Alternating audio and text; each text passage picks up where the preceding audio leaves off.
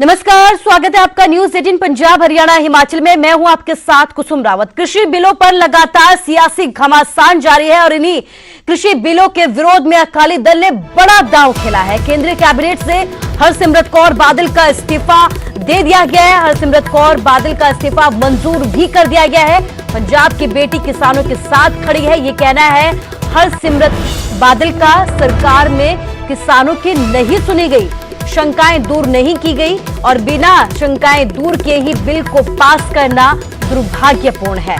सुखबीर सिंह बादल ने भी केंद्र सरकार पर कई तरह के सवाल उठाए हैं। केंद्र को कई बार ऐतराज भी बताया, लेकिन सुनवाई नहीं की गई। हम किसान विरोधी फैसले में शामिल नहीं हो सकते। किसान विरोधी फैसलों में सरकार का साथ जो है वो नहीं दे सकते। और इसी बीच बड़ा कदम अकाली दल की तरफ से, जहां पर केंद्रीय मंत्री कैबिनेट हरसिमरत कौर बादल का इस्तीफा दे दिया गया है। हरसिमरत कौर बादल का इस्तीफा अब मंजूर भी कर लिया गया है।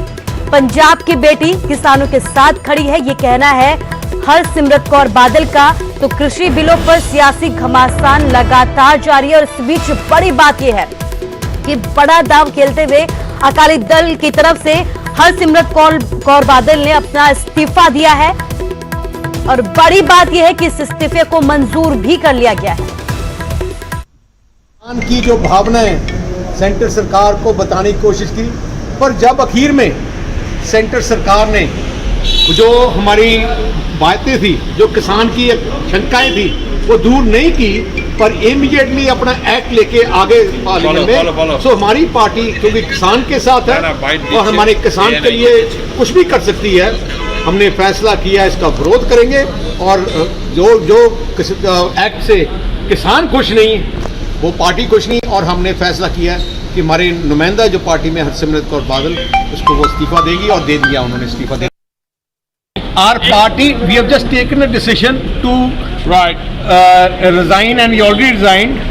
Next course of action will be taken by a party. We will be party high part committee of core committee will be meeting shortly.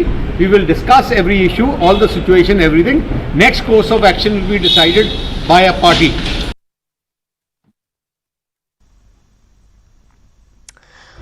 तो बड़ी खबर आपके सामने, जहां पर केंद्रीय कैबिनेट से हरसिमरत कौर बादल ने अपना इस्तीफा दे दिया है। पंकज हमारे साथ फोन लाइन से जुड़ गया, हमारे संवाददाता। पंकज, आपसे ये जानना चाहूंगी कि बड़ा दांव अकाली दल की तरफ से खेला गया है, क्या कुछ सियासी मायने इसके? देखिए, इसकी एक बात साफ है कि कृषि को लेकर लगातार जो सवाल खड़े अकाली दल पर हो रहे थे कि ये कुर्सी बचाने के लिए अकाली दल ने पंजाब की जो किसानी है उसको दांव पर लगाया हुआ है, तो उसका जवाब अकाली दल की तरफ से दिया गया। एकमात्र जो कैबिनेट मंत्री थी हरसिमरत कौर बादल, उन्होंने इस्तीफा दिया और अब इस्तीफा जो है वो प्रवान भी कर लिया गया है। बीजेपी भी पीछे हटने को तैयार नहीं है, इस्तीफा जो है वो प्रवान कर लिया गया है। नरेंद्र सिंह तोमर जो खेतीबाड़ी मिनिस्टर हैं, उनको अब फूड प्रोसेसिंग मिनिस्ट्री जो है वो दे दी गई है। और एक बात साफ है कि हमने दिल्ली की तस्वीर देखी, दिल्ली में विधानसभा चुनाव में जो अकाली भाजपा अलग हुए, बीजेपी ने जो है वो 4 सीटें पहले जो है वो अकाली दल को दी जाती थी, लेकिन इस बार नहीं दी। और हरियाणा के चुनाव देखे, हरियाणा में भी बीजेपी ने अकाली दल को जो है वो खास नहीं दिया।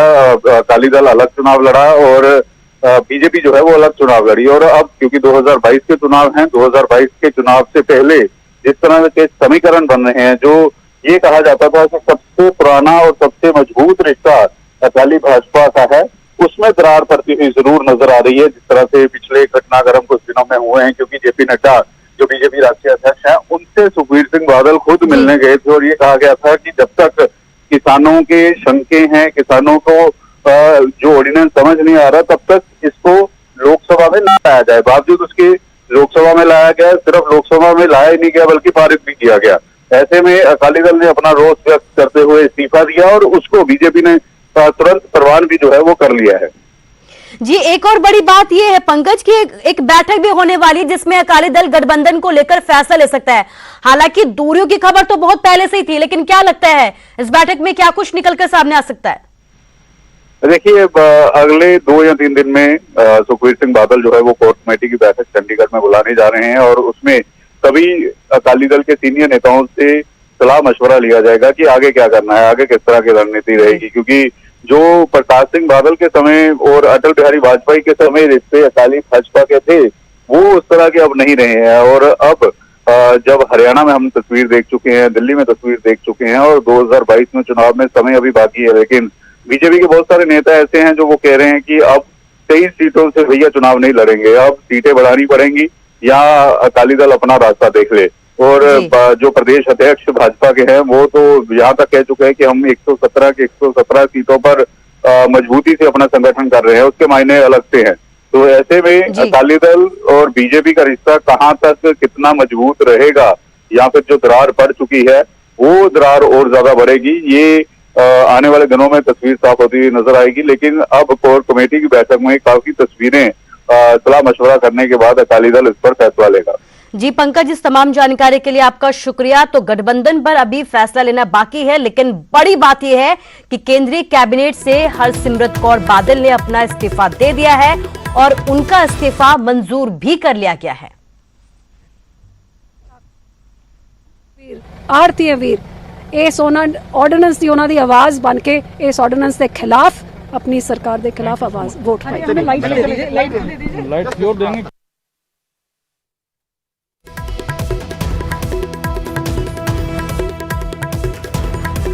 तो हरसिमरत कौर बादल का इस्तीफा मंजूर कर दिया गया है। मंत्री पद छोड़ने के बाद अब गठबंधन पर सबकी निगाहें टिकी है। एनडीए में रहेंगे या नहीं, आज इस पर फैसला भी हो सकता है। आज दिल्ली में अकाली दल की एक अहम बैठक होने जा रही है। तमाम बड़े नेताओं को दिल्ली बुलाए जाने की भी खबर है। गठबंधन को लेकर इस अहम बैठक में फैसला लिया जा सकता है। ये दिल्ली में बैठक होगी जिसमें कई नेता मौजूद रहेंगे।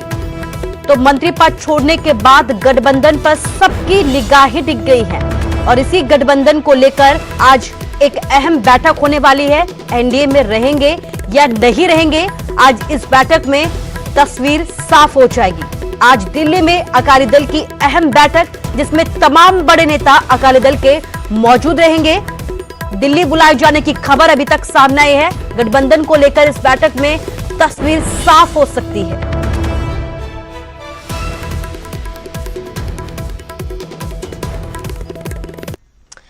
तो कृषि बिल के विरोध में आत्मदाह की कोशिश की गई है। लंबी में प्रदर्शनकारी किसान ने जहर निगला। बादल गांव में धरने पर बैठा था किसान, गंभीर हालत में अस्पताल में ले जाया गया। मानसा के गांव अक्कावाली का रहने वाला है किसान। 55 साल की प्रीतम सिंह कई दिनों से धरने पर बैठा था, लेकिन यहां प्रदर्शन के दौरान जहर निगल लिया। कृषि बिल के विरोध में यहां पर आत्मदाह करने की कोशिश की गई। लंबी में प्रदर्शन किया जा रहा था, बादल गांव में धरना प्रदर्शन किया जा रहा था और इसी दौरान एक किसान ने यहां पर जहर निगलकर आत्मदाह करने की कोशिश की, जिसे अस्पताल में भर्ती करवाया गया है, जहां अभी उसकी हालत गंभीर बताई जा रही है। 55 साल के प्रीतम सिंह कई दिनों से धरने पर बैठे थे, लेकिन धरने पर बैठने के दौरान और प्रदर्शन के दौरान उन्होंने यहां पर आत्मदाह की कोशिश की है। सूरज भान हमारे संवाददाता हमारे साथ फोन लाइन से जुड़ गया। सूरज भान, अभी तक का क्या कुछ अपडेट? देखो, अब तक अपडेट की बात की जाए, ये किसान काफी दिनों से प्रदर्शन कर रहा था और बादलों के घर के बाहर काफी दिनों से किसानों के साथ धरने पर बैठा था। मानसा का रहने वाला प्रीतम सिंह इसका नाम है। 55 साल की उम्र बताई जा रही है, लेकिन जितना इसके साथी बता रहे कि पूरी रात भर ये परेशान रहा और सुबह उठते ही इन्होंने जो जहरीली चीज थी, कीटनाशक था, वो निगल लिया। उसके बाद इसको आनंद फानंद में लोकल जो हॉस्पिटल है बादल गांव में बना हो उसमें भर्ती करवाया, जहां पर डॉक्टर बता रहे हैं इसकी हालत अभी फिर बनी हुई है, नाजुक बनी हुई है। डॉक्टर की देखरेख में इसको रखा गया है। ये कहीं ना कहीं सवाल खड़े हो रहे हैं कि अभी भी किसान खुदकुशी कर रहे हैं, अभी भी किसान का मरने का सिलसिला जारी है। लेकिन इस किसान ने मरने की खुदकुशी करने की कोशिश की है, पॉइजन निकल लिया है, अभी भी हालात इसके नाजुक बने हुए हैं।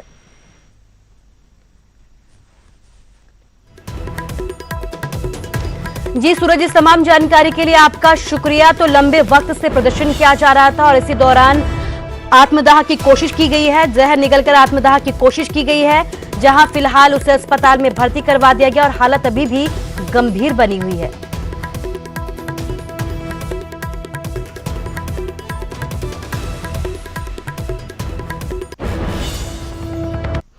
और हरसिमरत कौर बादल के इस्तीफे पर सियासत होना भी लाजमी है। हरसिमरत कौर के बादल के इस्तीफे पर सीएम ने बड़ा हमला किया है। बहुत छोटा और देर से उठाया गया कदम सीएम की तरफ से इसे बताया गया है। अकाली दल के ड्रामे की सूची में एक और नया ड्रामा शामिल हो गया है।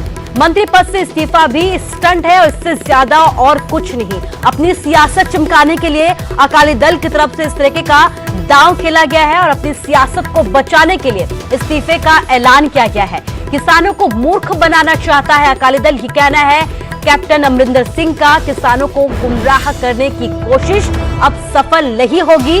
अकाली दल का गेम प्लान पूरी तरीके से सामने आ चुका है। पंजाब के लोग पहले भी इनको नकार चुके हैं और आगे भी नकारते जाएंगे। तो बड़ी बात यह है कि इस्तीफे पर अब सियासत भी शुरू हो गई है। सीएम ने अब इस्तीफे पर कड़ा हमला बोला है।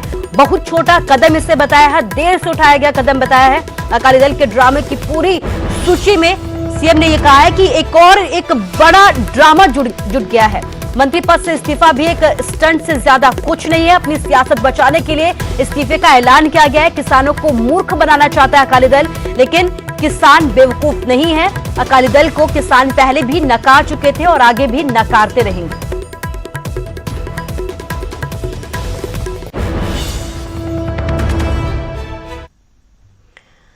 तो कृषि बिल पर कांग्रेस एमएलए का भी इस्तीफा सामने आया है। कांग्रेस एमएलए कुलजीत नागर ने इस्तीफा दिया है। किसानों से धोखा बर्दाश्त नहीं करेंगे।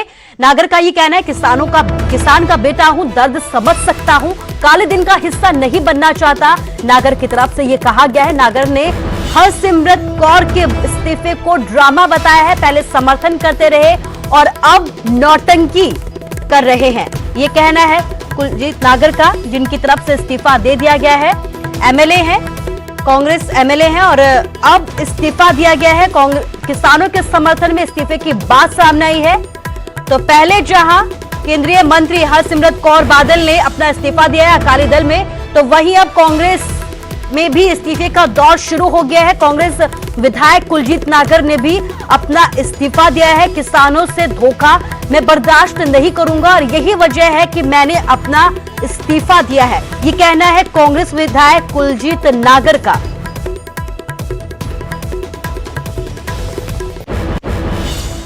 तो इसी विरोध के बीच पीएम मोदी का किसानों को भरोसा है। एमएसपी और सरकारी खरीद की व्यवस्था लगातार जारी रहेगी। कई शक्तियां किसानों को भ्रमित करने की लगातार कोशिशों में लगी है, लेकिन किसानों को बिचौलियों से मुक्त बनाना बेहद जरूरी है और ये बिल ऐसा ही करेगा। इन बिलों से देश के किसान सशक्त होंगे, तो इसलिए ऐसे बिलों पर राजनीति नहीं की जानी चाहिए। ये बिल किसानों के हितैषी है, किसानों के लिए जरूरी है। विरोध के बीच पीएम मोदी ने किसानों को यह भरोसा दिया है कि ये बिल किसानों के लिए फायदेमंद साबित होंगे। एमएसपी और सरकारी खरीद की व्यवस्था लगातार किसानों के लिए जारी रहेगी। पीएम ने बाकायदा ट्वीट कर इस बिल के बारे में बताया है। पीएम के ट्वीट में लोकसभा में ऐतिहासिक कृषि सुधार विधेयक का पारित होना देश के किसानों और कृषि क्षेत्र के लिए एक बेहद महत्वपूर्ण क्षण है। ये विधेयक सही मायने में किसान को बिचौलियों और तमाम अवरोधों से मुक्त करेंगे। इस कृषि सुधार से किसानों को अपनी उपज से बेचने के लिए नए नए अवसर मिलते रहेंगे, जिससे उनका मुनाफा बढ़ेगा। इससे हमारे कृषि क्षेत्र को जहां आधुनिक टेक्नोलॉजी का लाभ मिलेगा, वहीं अन्नदाता सशक्त होंगे। किसानों को भ्रमित करने में बहुत सारी शक्तियां लगी हुई हैं। मैं अपने किसान भाइयों और बहनों को यह आश्वस्त करना चाहता हूं कि एमएसपी और सरकारी खरीद की व्यवस्था लगातार बनी रहेगी। ये विधेयक वास्तव में किसानों को कई और विकल्प प्रदान कर उन्हें सही मायने में सशक्त करने वाले हैं।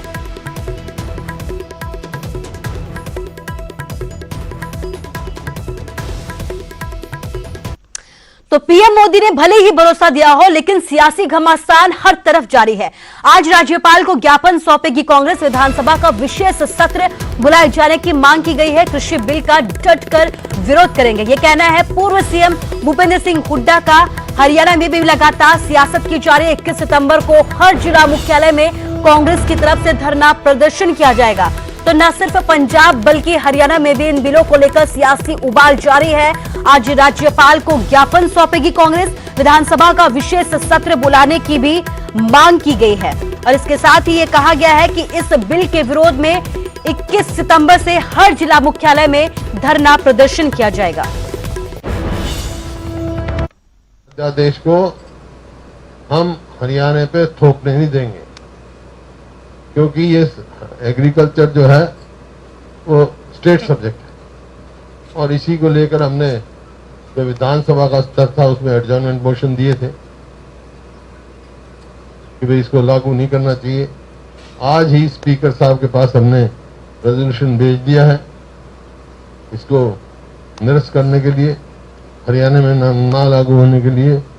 और कल सवेरे 11:30 बजे हमारी गवर्नर साहब के यहाँ मुलाकात है, वहाँ हम उनसे आग्रह करेंगे कि विशेष अधिवेशन बुलाया जाए और ये जब तक असेंबली में इसके डिस्कशन ना हो ये ऑर्डिनेंसेस का यहाँ को मतलब।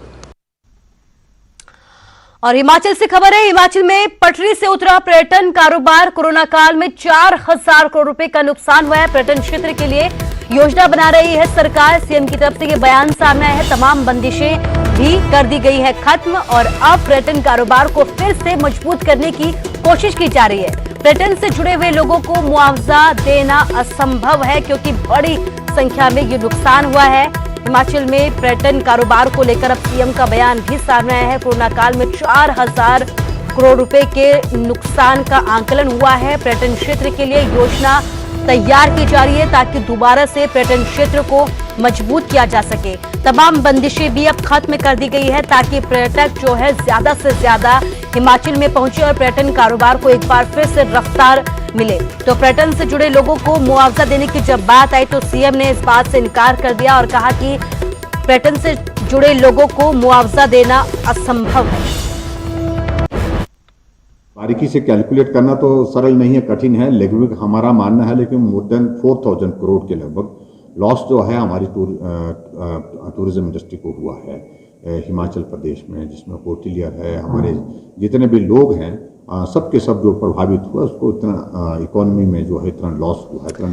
और इस खबर पर ज्यादा जानकारी के लिए हमारे संवाददाता प्रदीप हमारे साथ लाइव जुड़ गए हैं शिमला से। प्रदीप, आपसे ये जानना चाहूंगी कि पर्यटन कारोबार को पिछले लंबे वक्त से जो है ठप पड़ा हुआ था और इस बीच अब बड़े नुकसान का आंकलन भी सामने आया है, तो क्या कुछ अपडेट और क्या कुछ सीएम की तरफ से कहा गया है? बिल्कुल कुसुम, देखिए हिमाचल प्रदेश में लॉकडाउन के कारण जो तमाम क्षेत्र हैं वो प्रभावित हुए हैं, लेकिन कहीं ना कहीं पर्यटन क्षेत्र की अगर बात करें तो बहुत बड़ा झटका पर्यटन क्षेत्र को लगा है और प्रदेश की आर्थिकी का एक बड़ा जरिया पर्यटन रहता है। जो अब तक अनुमान लगाया गया है वो लगभग 4,000 करोड़ रुपए से ज्यादा का नुकसान पर्यटन क्षेत्र को हुआ है। उसमें चाहे होटल कारोबारी हो या फिर टैक्सी ऑपरेटर हो या फिर इस तमाम व्यवसाय से जुड़े वो छोटा छोटा व्यक्ति भी जो पर्यटन से जुड़े क्षेत्र में काम करता है, वो चाहे कोई भी व्यक्ति हो, जो मोटा मोटा अनुमान लगाया गया है सरकार की तरफ से वो 4,000 करोड़ रुपए का नुकसान हो चुका है और ये संभवतः और ज्यादा बढ़ेगा क्योंकि मुख्यमंत्री ने ये भी कहा कि हमने अभी बारीकी से ये अध्ययन नहीं किया है, केवल जो मोटा मोटा अनुमान लगाया गया है। तो अंदाजा लगा सकते हैं कि जो जब भी हिमाचल प्रदेश में पर्यटन सीजन चलता है तो उस दौरान हर व्यक्ति कारोबार करता है, चाहे वो सड़क पर कोई ठेला लगाता है या फिर कोई ढाबा चलाता है, तो हर कोई व्यक्ति उससे जुड़ा रहता है। और चाहे नेशनल हाईवे की बात हो, वहां पर भी कई तरह के कारोबार होते हैं। तो एक छोटे से व्यक्ति से लेकर एक होटल कारोबारी तक तमाम लोगों को नुकसान हुआ है। और अमूमन हिमाचल प्रदेश में मार्च महीने से लेकर जून महीने तक पर्यटन सीजन यौवन पर रहता है और यही एक कमाई का जरिया रहता है। पूरे साल भर का खर्चा